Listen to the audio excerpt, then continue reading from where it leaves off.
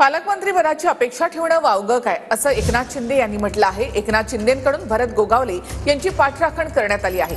तर रस्त्यावर उतरून टायर जाणं आमची संस्कृती नाही, आमचा पक्ष सुसंस्कृत आहे असं सुनील तटकरे यांनी म्हटलंय। निवडणूक झाल्यापासून तुम्हाला तिकीट वाटपापासून पण सगळे प्रश्न सुटत गेले आहे की नाही। मंत्रिमंडळापासून ते सुटले, आता पालकमंत्रीपासून ते सुटले।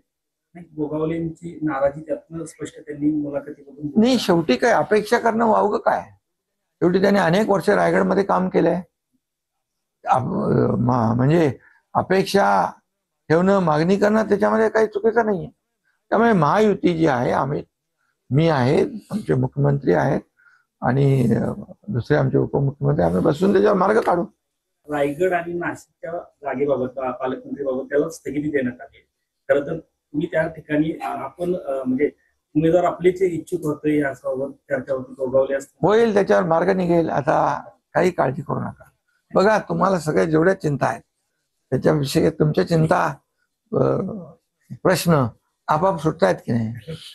काल तुमच्याकडे अडचण होती या दोन ह्याच्याबद्दल, तर त्याच्यामध्ये आणखी आज तुम्हीच म्हणताय ना स्थगिती दिली, त्यामुळे त्याच्यावर निर्णय होईल।